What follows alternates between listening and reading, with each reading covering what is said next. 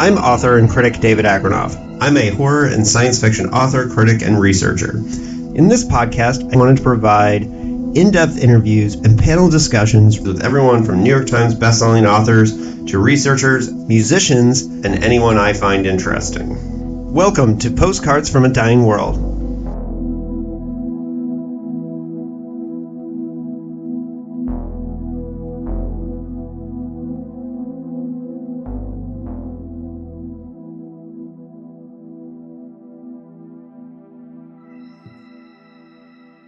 Hello and welcome to another special episode of Postcards from a Dying World. We have a returning guest.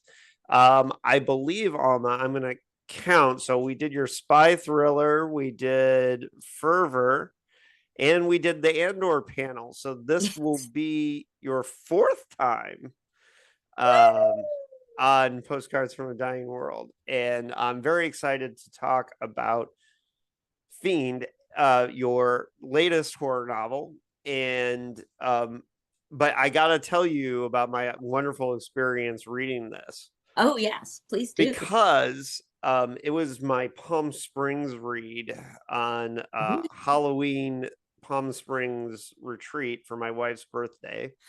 And I read Fiend poolside at a Palm Springs resort, so I was literally sitting in the pool reading like the first half of this book. So wow, sounds perfect. Now I have a goal. Well, I finished it on the train back to San Diego, but I started it in Palm Springs, so it was a really fantastic reading experience for me. Oh, fab stuff.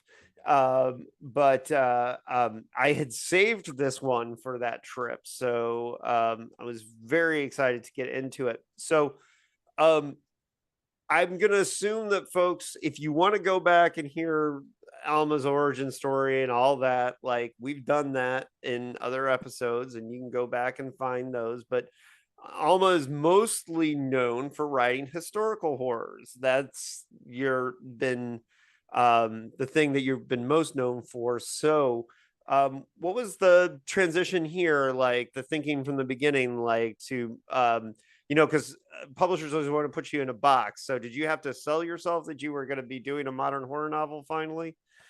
It really wasn't that much of a sale. To be perfectly honest, this was a book that got swapped in for one that was under contract that just wasn't coming together.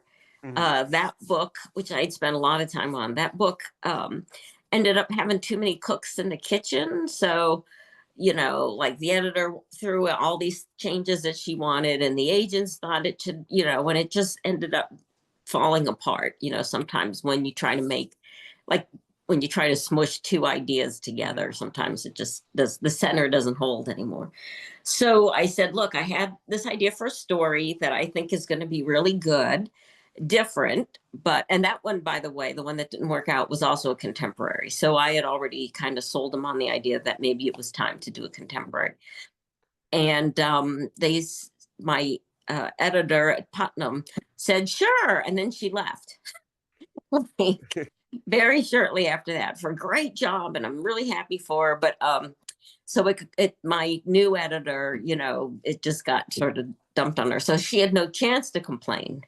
But I didn't realize that maybe I was better known for the historical stuff until this book came out, and then I heard from all the readers who were like, "This is nothing like your other books." There's a lesson for you. Well, and first of all, like you're known for doing that because you're very good at doing the research and very good at doing the historical things. But some of us have also read Red Widow and like have and know that you can do other things. Your spy thriller was actually the first of your novels that I read. I went back the other way, so I didn't have that that thinking that some of the readers did, but I think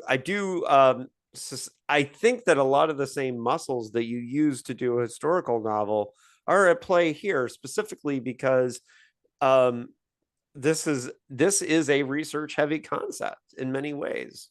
Am I wrong? Like, I feel like in the sense of like to get the feeling of this family that's here, you're gonna have to think a lot about a world that you're not a part of, Well, right? absolutely. The main characters are this very, very rich family, and I am nowhere near even comfortably well off.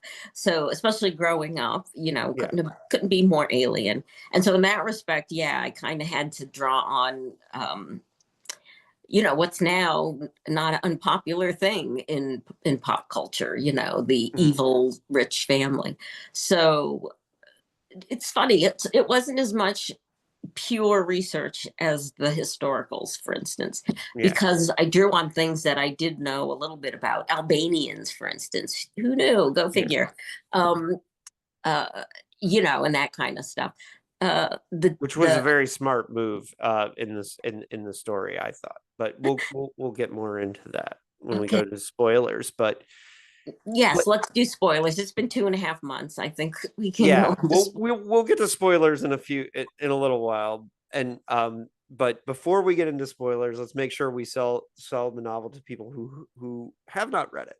So so one of the things is that I felt like this family had like a little bit of a Sackler family thing going on, and that might be some of the aspects that might require a little looking into, is like how these families operate, how they move around, because the fact of the matter is like, um a lot of people when they saw Succession, they learn, oh, okay, they call private jets PJs and things like that. But there's a lot of nitty gritty that you're going to have to think of, like when you get down into the when you're digging the soil of a story, right?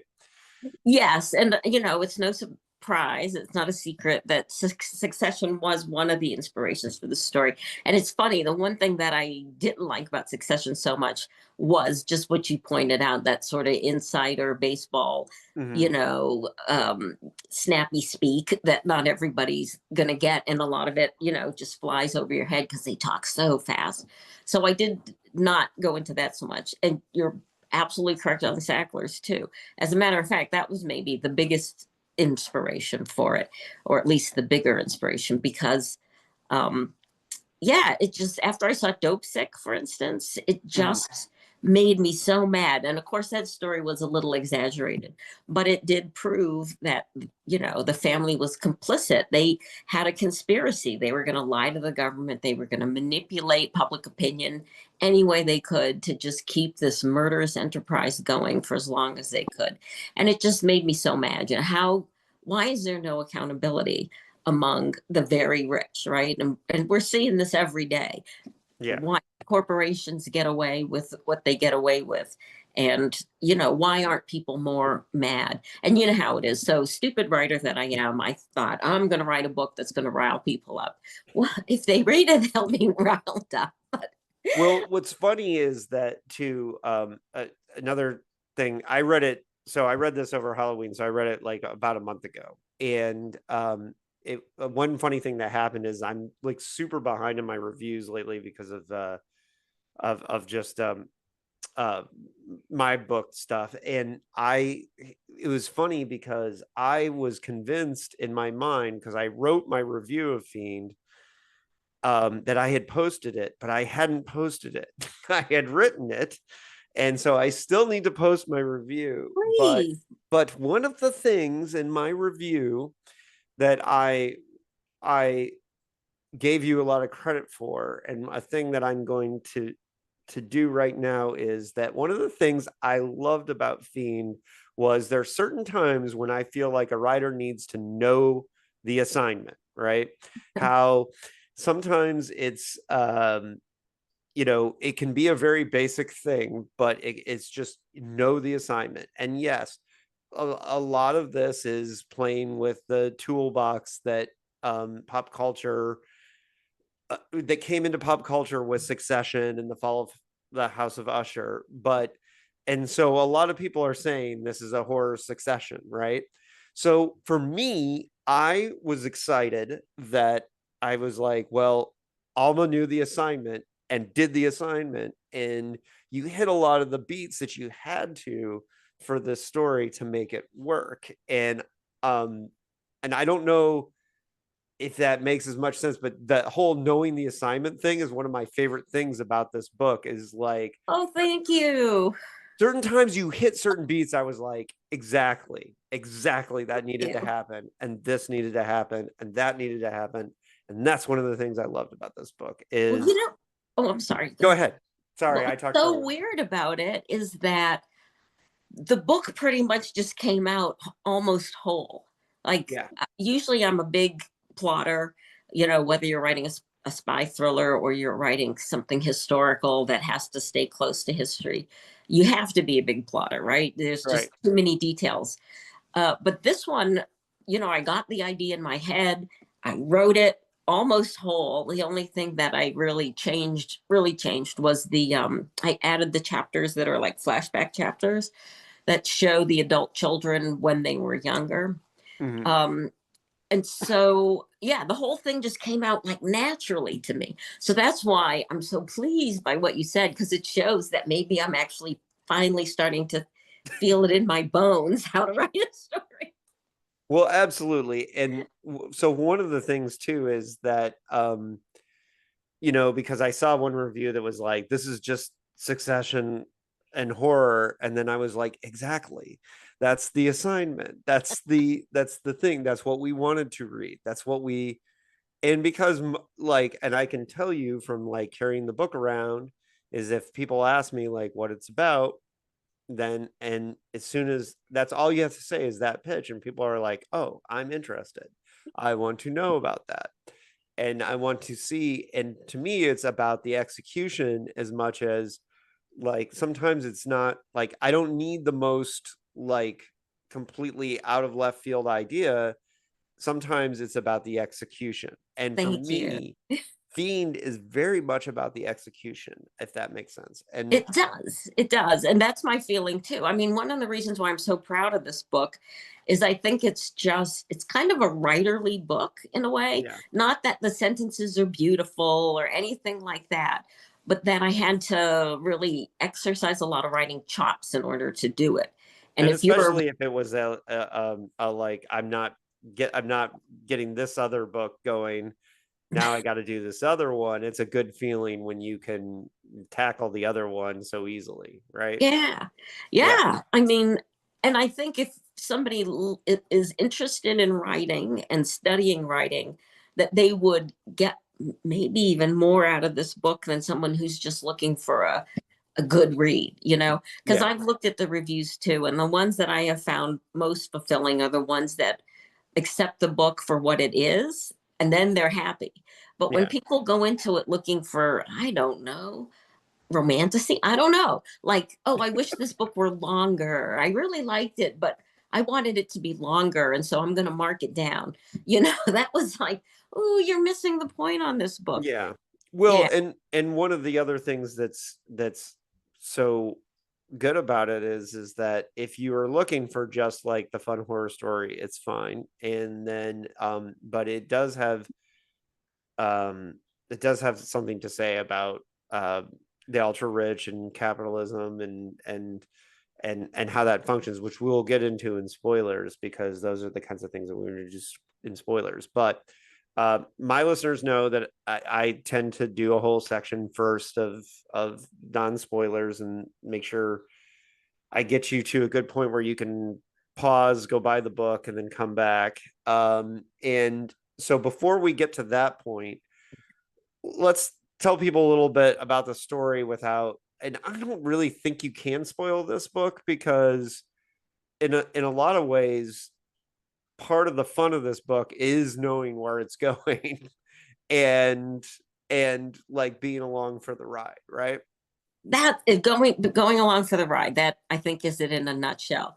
But there is, once we get to the spoiler part, we'll discuss the one thing that there's some debate. Like it's really been hard to talk about this book without talking about the horror element. Oh But yeah, yeah, and we'll get there. yeah, but I So deliberately tried to suspend that disbelief for as long as I could in the book. yeah, so and this family at the heart of this story is an Albanian family that Yes, is it Barisha, it's the Bar- Berisha yeah, family, and they have an import export company, and they've become extremely wealthy, but they have a clear delineation of power structure in the family based on these Albanian ideas, and that I guess would probably be a product of probably your intelligence work. I'm assuming you've had to study Albanian culture at one point or another. Am I guessing wrong or? no, you're guessing right. I worked the Balkans War for a couple years. So even though I'm not an expert in the region, I certainly got exposed to a lot of the dynamics there, including the cultural dynamics. And the Albanians are like, the Balkans is a very fractious area, go figure. They've Yeah, only, been at war their entire existence. So, but the Albanians are sort of the lowest rung on the ladder, right? They're like the redheaded stepchildren. All the rest of the different ethnicities in the area kind of look down on them, and that's made them very defensive. yeah, It's made them really scrappy and tough. I've worked with Albanians. They're not people you want to cross lightly, or at all if you can help it. It's the country, it's the origin of the blood feud. So that should give you some idea of just how seriously they take their grudges, right? And right. that plays in because that's the family's reputation. They're ruthless, they're tough, you don't want to cross them. And as if that weren't enough, they are sort of dogged by this rumor that there's some other reason why they're so successful, that maybe Yeah, that they have this ability to curse other people. They've been called cursed, but they call it blessed, that they are blessed. And if anything is protecting this family, it's because they deserve it because they're so wonderful. Of course, they're anything but wonderful. And the right, family's been around for 1,000 years. So it's it makes sense that some of the values that they have in this family and the company are carryovers from how power has been given out historically. And how is that? It's through the male lineage. So the yeah, family is very focused on the continuation of the family line, and concentrates all its power in the hands of the men in the family. But but the the two women in the story drive a lot of the of the story and the plot. Absolutely, Yeah, because what we see in the family, this last generation, is the same thing that we're seeing a lot in society today. And that is the clash between a patriarchy that's been there a long time and maybe is definitely changing, and maybe in some ways is descending, and a rising matriarchy. So in this story, the middle child, Maris, believes she is the best person to run the company and be head of the clan, which is also very important in this family. That she thinks her older brother Darden, who has all the aces at this point, he's the eldest and he's a male and he's the yeah. only male, and that it's expected he'll take over the family. But she thinks he's too wishy-washy. He doesn't have the right instinct. And so she naively believes if she just makes her father aware of this, he will make her the head of everything because she's the best suited. Well, as a woman, and probably every woman who listens to your podcast can tell you, merit has nothing to do with it. But she's Right. young and silly, and she doesn't know this yet. And so when she goes after what she wants, she ends up kind of cracking the family open, and all the secrets end up, coming out, including some real Lulus. All right. So for the listener, so now I think I've done enough. I think you should.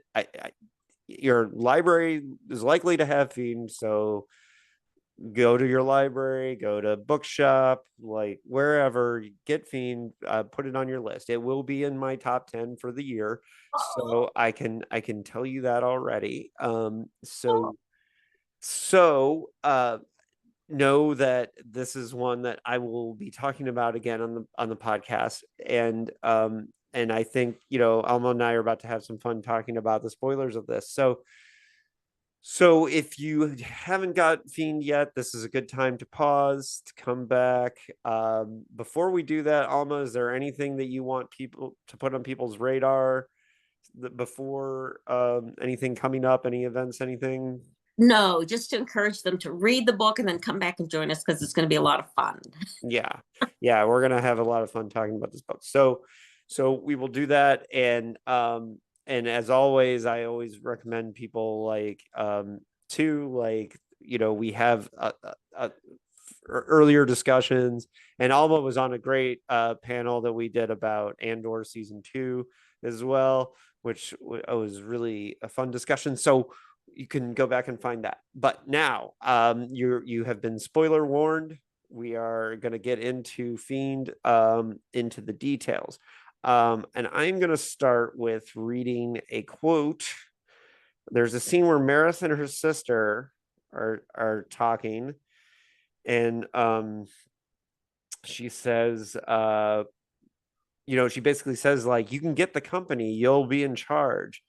Nora's voice is strangely cheerful, almost euphoric. Think of all the good you can do. You can stop them from using prison labor and clean up the environmental disasters, stop paying bribes and supporting corrupt regimes. And of course, her response is, are you crazy? Like, that's how we make money.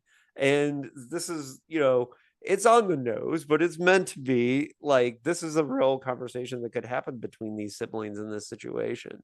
And it was one of the moments where I felt like the book went to a different level, because this is where you're cracking open some of the ideas. Now, that might not be the best place to start, but No, I'm I wondering, love it. yeah. But so what, this relationship between the sisters, where the one sister is like, the kind of the liberal, the one that wants to change things, that obviously was a part of the assignment from the beginning, I'm assuming. Well, yeah. I mean, they couldn't all be evil, first of all. And you wanted to have somebody have some recognition of the bad things that the family did. I mean, that's part of what makes situations like the Sacklers and the Murdochs so weird, right? In Yeah. that they've all bought in. And maybe it's just because they're all really greedy or whatever. I mean, part of the book, too, to me, was the mental gymnastics that people have to go through in order to justify really horrible behavior. And we probably talked about this on an earlier show, but part of my earlier career in intelligence was working on genocides and mass atrocities. And so that's the kind of thing that one would see every day, right? All the Yeah. way from the top levels, the premier of a country, you're catching him on intelligence, just admitting to the most horrible things and feeling totally justified in what he does, all the way down to a prison guard or just a neighbor who machetes his neighbor in the middle of the night because all the people of a certain ethnicity have decided to do a little ethnic cleansing that night. And you see that none of these people consider themselves evil, right? Right. It's all like, so it makes you wonder, how do you get to be that way? Yeah. And And Nora, so Fiend sure. offers you a special opportunity. And when we talked earlier about knowing the assignment, like, Richard Matheson came up with the idea of I Am Legend because he was watching Dracula, and he said to himself, well, if one's scary, what if the whole planet was these guys? So, he was like, let me improve on the concept of Dracula with, and I think, Succession is a really great show, but you had the opportunity with this idea to be like, okay, here's what I think is missing. Here's what I want to tell about this story. Did you approach it in that way, at least? Like, it's, Sort yeah, of. I mean, what I felt was missing in a way, the thing that confounded me is, why aren't more people mad about what's going on when they see the Murdochs, for instance, yeah, get a practically $1 billion settlement against them, and they barely miss a beat, right? And their viewership doesn't go down. What's going on with people? What does it take for them to recognize evil? Do they really not understand that what's going on here is bad? Or do they yeah, think it's okay because it's making them money as a shareholder? What would it take? And I thought, what if they knew that person was in cahoots with the devil? Oh, sure, we joke about it a lot. But what if an actual devil popped up in a plume of smoke, right?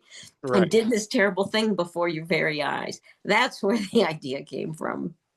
Well, and for those of us who have anti-capitalist tendencies and feel that way, like you know, it's we see a deal with the devil, whether it's metaphorical or not, right? And like these people are making all this money, and then they have real life victims.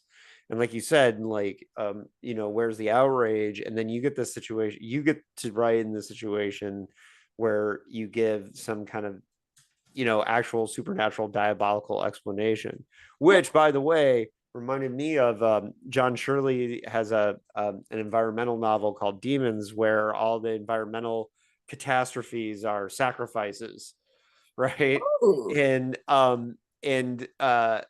he played with that idea of like that these all these big environmental disasters were actually trying were these like that. And so it reminded me of that, in that you have this family that, they're lucky because they get like an earthquake will happen at the right time and save them, or the person will have an accident and die who's about to speak out against them in Congress. And so you get to play with this concept of actualizing this evil, and so that must have been a lot of fun to play with too, right? It was a lot of fun to play with. Um, but this is also partly because, when you said you're an anti-capitalist to a certain degree, and I know people probably think the same thing of me because I wrote this book. And it's not that I'm an anti-capitalist exactly, but if they were not doing bad things, they wouldn't need to lie about it. They would just come out and Sure. say, I'm doing this and I'm doing this for money and blah, blah, blah. But they're always lying. They're always trying to hide what they're actually up to. And that implies that they know it's wrong. Yeah. If they knew it wasn't wrong, they wouldn't have to cover it up. And so that's why I think it's okay to be critical, to question when corporations say they're doing something for a particular reason, or a politician says, oh, this is really why we're doing this. Pay no attention to our actual actions. Hmm. Just listen to our words. I know from working in intelligence that, you know, that lying is going on all the time. And so, again, don't really feel myself as an anti capitalist, just more like someone who really appreciates the truth. And I think that's how people should think about it. Back to the demon. Yes, he was a lot of fun. And it was a lot of fun putting that twist in it too. So the premise here, in case it wasn't spelled out enough in the story, and I did have to move really fast through the novel because it was sort of an act of prestidigitation, right? Look at Yeah. what I'm doing with this hand so you don't see what I'm doing with the other hand. Has to go fast, real sleight of hand stuff. But what it was is the family was cursed 1,000 years ago by this woman who was horribly wronged by the family, and she cursed them by binding a demon to the family that would do whatever the head of the clan wanted. And the reason she did that is because he was so notoriously evil tempered. She knew it was only a matter of time before he got mad at everybody in his own clan and ended up killing them. And they'd all die by their own hand, basically, and wasn't that satisfying. Only they figured it out, and they were clever enough to actually then use the demon for their own desires. Mm. It didn't come without a sacrifice because they all do have these notoriously bad tempers. And so they end up having to isolate themselves away from their family so they're not pissed off by the son spills chocolate milk on the priceless oriental rug, and the father in a instant of wrath wishes him dead or something like that. He's got to Yeah. live apart from them. They're taught to control their tempers and all this sort of thing. That all came about because I grew up in a household with a father with an incredibly bad temper, like maybe the worst. People would say that's like the worst temper I've ever seen, right? I've since come to see that many men possess very bad tempers. um, and we kind of live in an age of, I call it angry daddy, Yeah. where you turn on the TV and there's senators like screaming and spewing nonsense red in the face, and that's to make you afraid, to make you not question them, so you'll back off and they can get away with whatever bullshit they're doing. And so that's the dynamic in this family. Everybody has to appease the father who controls this demon so that nothing goes wrong. But once the kids learn what's really going on, like Darden, once he realizes that he's been set up for this, that burden is going to fall on his shoulder, responsibility for all those deaths, like a sin eater. Mhm. And it just breaks him. These kids don't know what they're inheriting until it's too late. Yeah. Well, I kind of like the idea that even though he was kind of playing the asshole role, like during the thing, that when he discovered the truth, it he didn't want to be that. Right. He wanted to be, and I thought that was a really good character choice because like you could just have him twirl his mustache all the way to to being killed, and I thought that put a little nuance in there, and I really liked that. Do And you there have a was brother by any chance? Do you have an older no, brother? I have a sister, Okay. just one sister, but I This one's, don't have a brother. is she older than you? She is older than me, yes. Ah, okay. Yeah. So did you, I'm just curious because I have an older sister, a middle sister. I'm the youngest daughter, and then my brother is the youngest.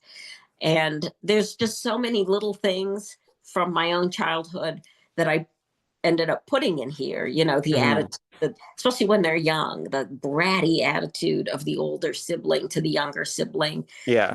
Did you get any of that, or does your sister Yeah, listen no, to no, that I definitely I thought there were some neat little details with the family dynamic, and especially in the flashbacks because um you know you get to see them like have to do all the natural bratty kid things, and then all of a sudden you're in a situation where they're having to make these decisions that are globally affecting global capitalism, right?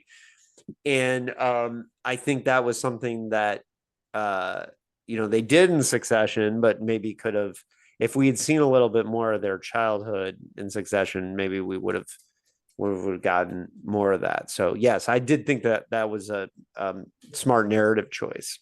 Thanks. But Yeah, that's exactly why I put it in, because when I wrote it, the whole story was there, except you didn't really understand that how the kids had been changed by what's going on in the family, and mhm. really all these unspoken things that were going in the family, and how it shaped them and made them into the monsters that they become later on. Yeah. And that And was, the absence of their father like going and living somewhere else, and like the mystery of that did was a neat little detail that felt strongly. And there again, I'm getting into a little bit of the I'm having the sense memory of reading some of those scenes by the pool, by the way, which is kind of a nice sense memory. But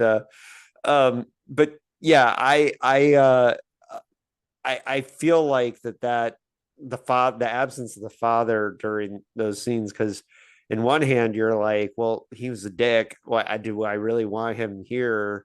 But at the same time, like, why is he not here? And the effect that like that had when Maris has to go start taking care of him as he's dying. Um, that juxtaposition was really great. Um, uh, Narrative tool. yeah, it was. I mean, I know as we're describing it, people are probably thinking, that doesn't sound like the most pleasant book to read. It's not. But if you are intrigued by family dynamics, I think you'll really appreciate the Well, feelings if that. you're listening at this point, you should have already read it and know whether you enjoyed it or not. So That's true. That's true. It is literally like the most controlling family in the world. And what would that feel like? He's so powerful, just mm, he doesn't have to be in the room to control the room. Like, yeah, that he's developed this presence within his own family, and anybody who touches his sphere, right? That just like what you said, you don't want him there, but he's there anyway, right, so why not figure out what he really wants, because we know we're going to choose the wrong thing. I mean, it's really like being raised in the worst household ever, and from the day you're born that you have to walk on eggshells around this person. And yeah, again, it doesn't sound pleasant, but it was really very fun to write. right.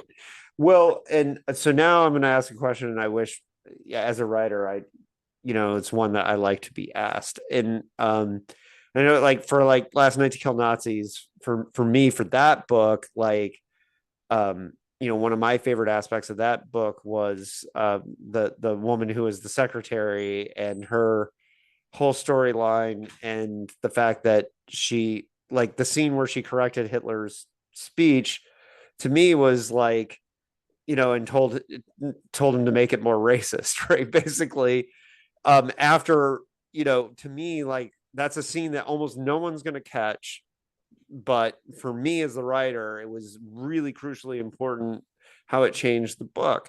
So what I want to ask you on Fiend is, like, the book's been out for 2 months now. What hasn't anyone brought up that you are just dying to talk about? Like, what part of this novel were you most, like, proud of, that you feel like people are not getting?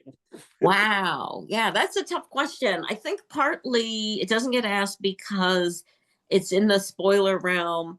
And I've generally tried to avoid that. There was one podcast where we just went crazy and all the spoilers came out.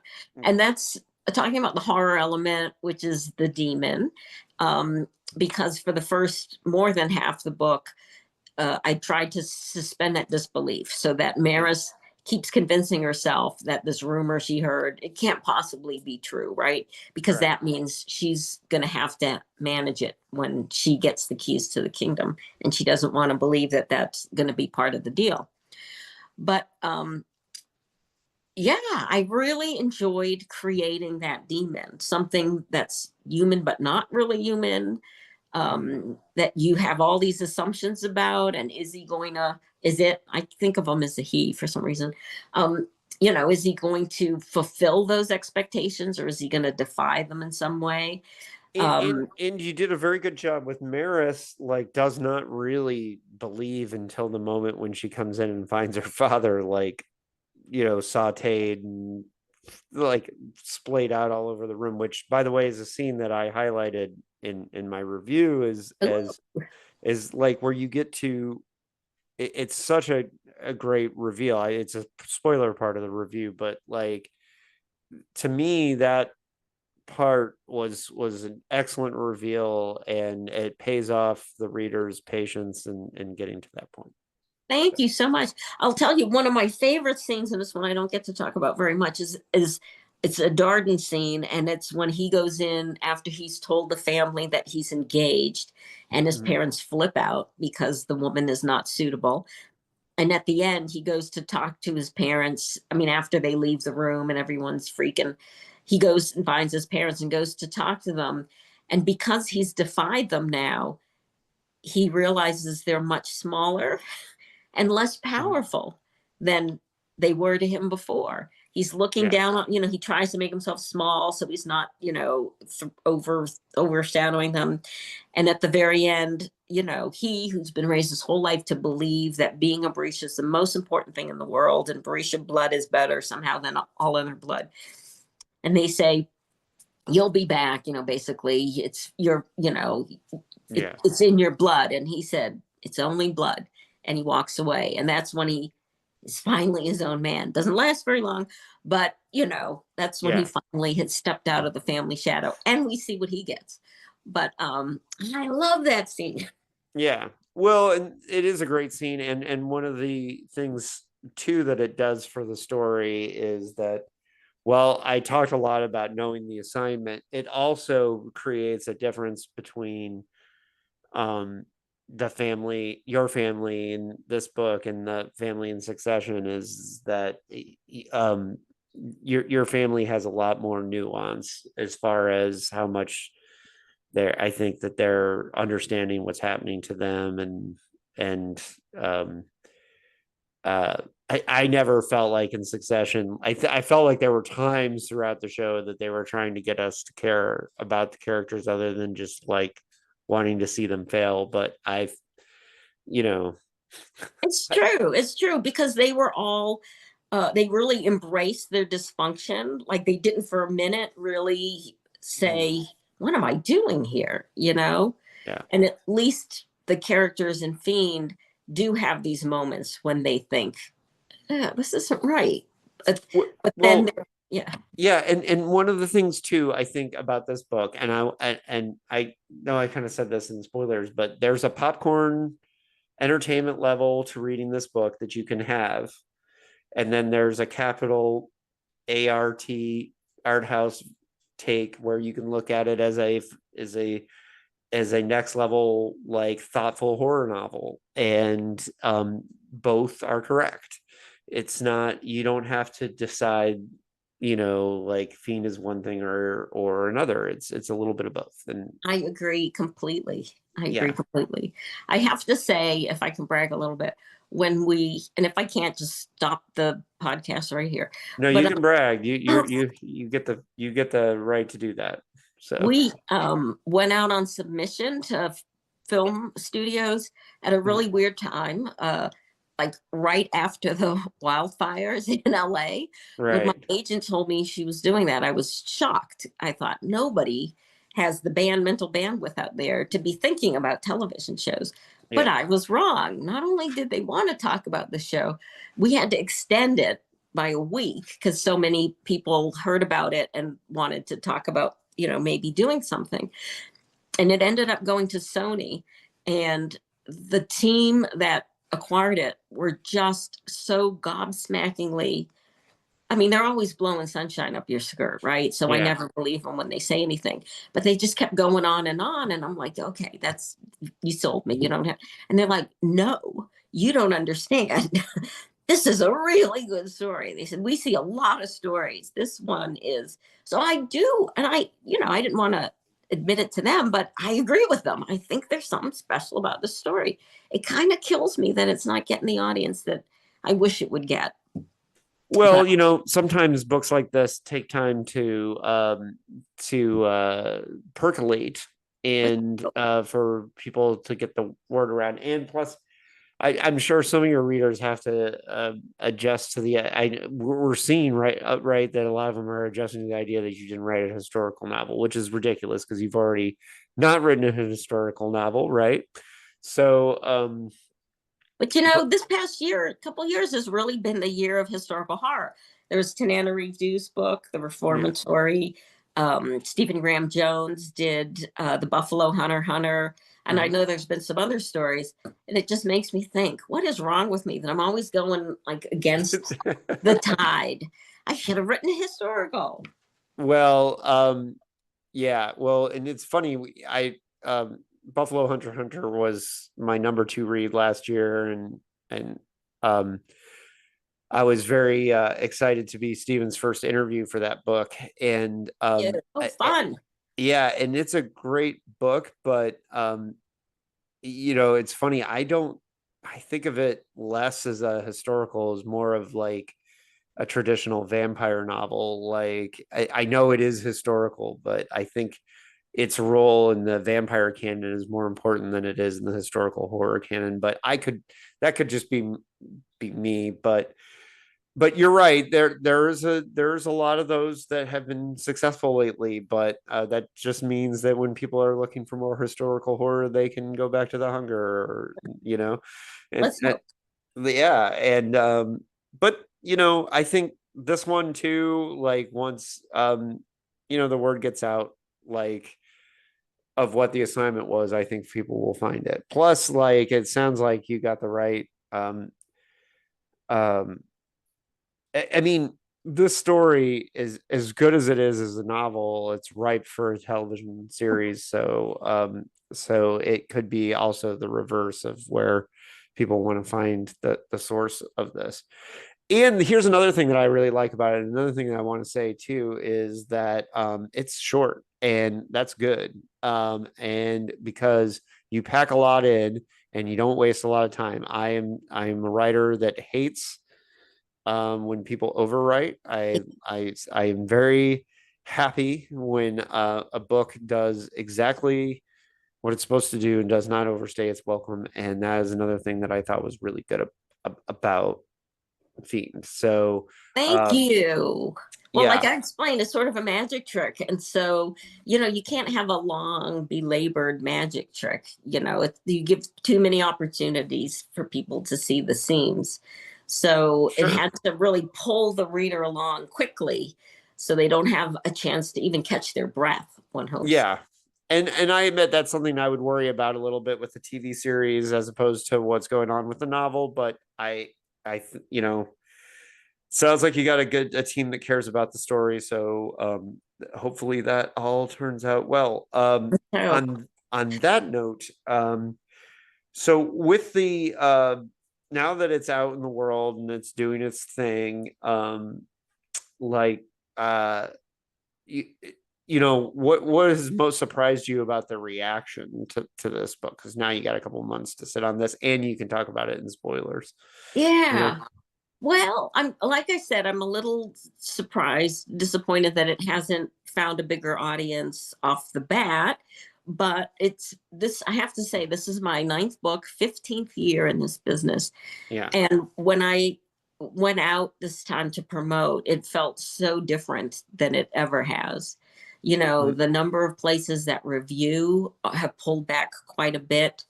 Mm-hmm. Um, there's just, you know, the book clubs, you know, the big TV book clubs, not that I would have had a ghost chance of getting on any of those, but you know, they don't have the draw that they once had.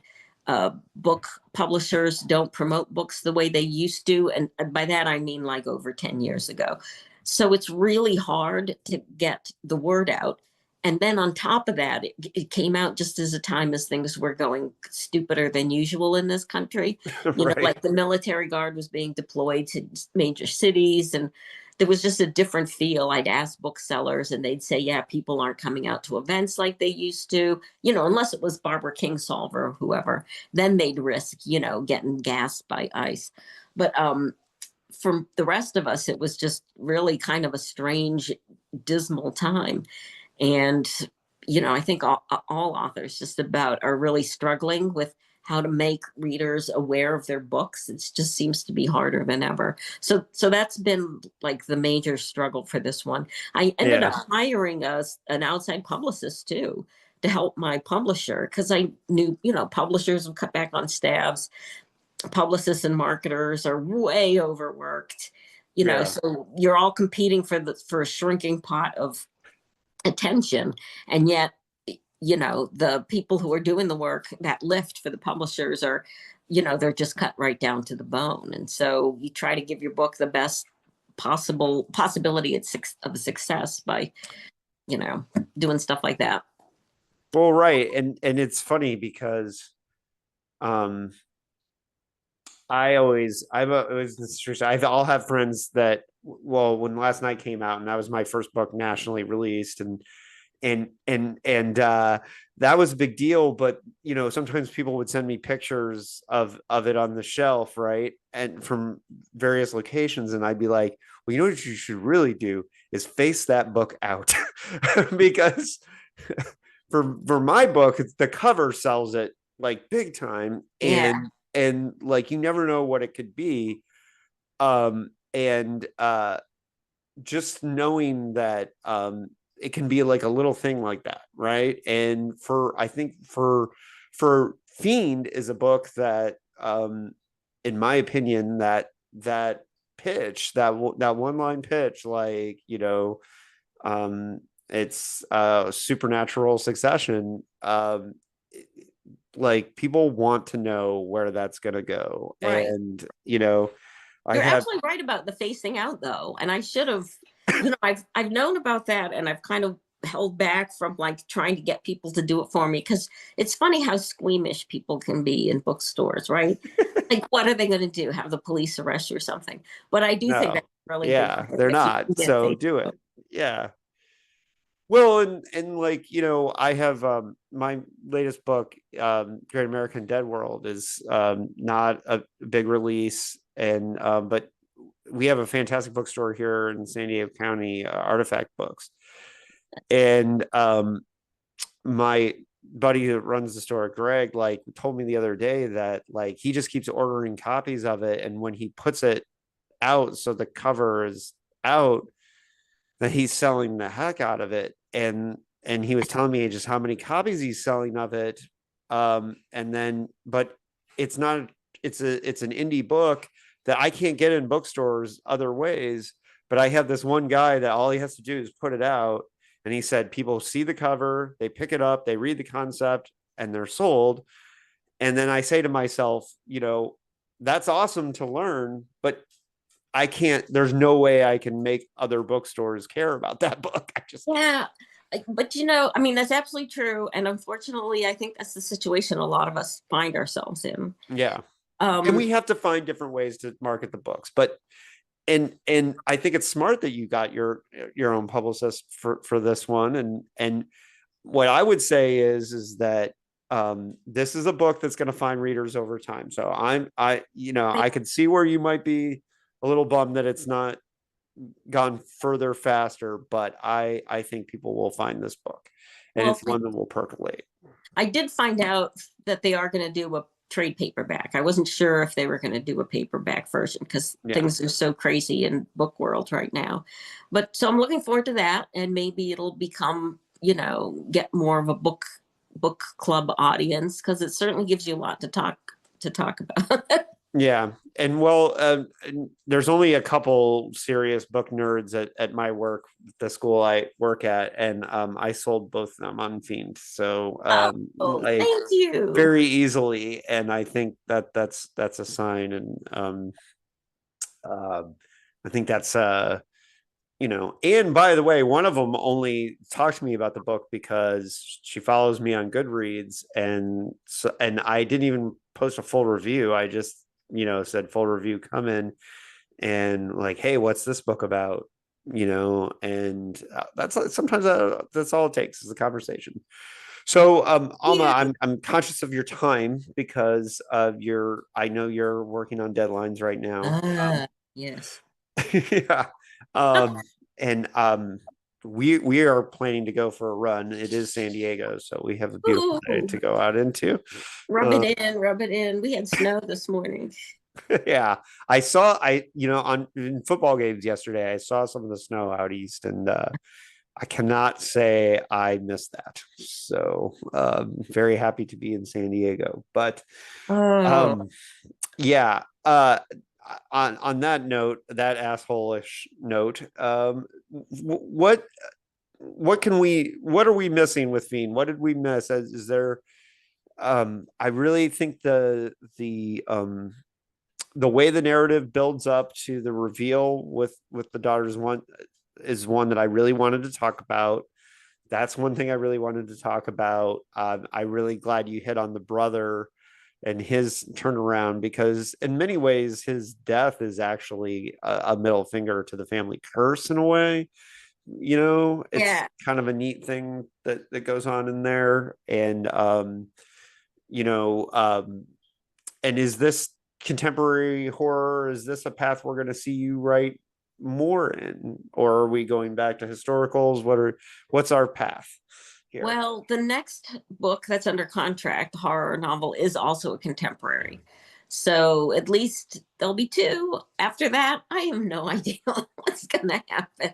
Have you figured out how to fix the one that caused you to write this one, or is that one, or have you given up on that one? I don't know. Sometimes you're working on a project and it seems like a good idea.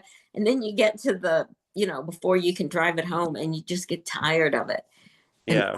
and I'm just tired of it and I can't really see a way to fix it. And I don't know that it deserves to be fixed. I'm Yeah, ruthless. I had one of those a couple of years ago, and I did finish it, but in the last 20,000 words, I knew I was never going to do anything with it. But there was a part of me that was just like, just finish it, and you know, just Well, have it done. I finished it, but it wasn't satisfying and Yeah, but yeah. One of the things about Fiend that was so heartening is that it really just showed me that because you know how it is. You write a book, there's probably a few things in there that need adjusting at that moment. You can't put your finger on it. Your agent, your editor looks at it. They make suggestions. And if you're really lucky, then you can go back and pull the whole thing together and it concludes in a satisfying way and it's a good book. yeah, Sometimes it's less than satisfying. But this one, it was just me. Like nobody wanted to hear it. My agent, yeah, neither my editor, but they were like, oh, that sounds interesting. But they didn't, I guess, picture me actually writing it. So this was very satisfying to be able to just turn out a good story by myself. I actually know how to write. Woo! you knew the assignment, I knew the and assignment. Yeah, that's exactly right. And that was, I think it was funny because that's the first thing I thought of when I closed the book was Alma knew the assignment and got it and nailed it. I And can't think of higher praise, honestly. all right. On that note, where can folks find you? And do you want them to find you? I don't know. I I don't. want them to find me, not in the literal sense, but Yeah. the best way to know what I'm up to is to subscribe to my newsletter, which is on Substack. And it's if you go to my website, almakatsubooks.com, there's links, or just go to Substack and look for me, Alma Hmm. Katsu, and And you've subscribe. done really great work in writing about like the AI theft and all that. And so your Thank you. Substack is very very welcome read. Oh, thank you. Yeah, Sarah Langan and I chatted about that um, recently, and yeah, I'm going to spill the beans here first, although I don't think very many people will know this, but Sarah is going to be one of our guests of honor at the Philip K. Dick Festival next year. So, Oh, and fabulous. she just said yes. So, her and Brian Evanson. So, it's Dream match. yeah, it's going to be great. And so anybody who sat through all of this enough to get to this point, they get an exclusive before I announce it publicly. But I'm very Yeah, no, excited. that is great. Yeah, yeah, and we've got really cool stuff planned for PKD Fest here next year because like one of the things we're doing is a bus tour of all the locations he wrote about in Orange County and where he lived and everywhere, and Wow. it's gonna be really fun stuff. That's cool. All right, so Alma, on that note, uh, people go find Fiend, or well, you've if you listen to this point, you've read Fiend. Tell people to read Fiend and help us spread the word. Um, and Alma, we'll see you again soon, I'm sure. We don't have another Andor season to break down, but So sad. yeah, me too. But we'll, I'm sure, talk again in the future. I hope so. Yeah, and thank you for coming and get those books edited. Thank you so much. This is so much fun. All right.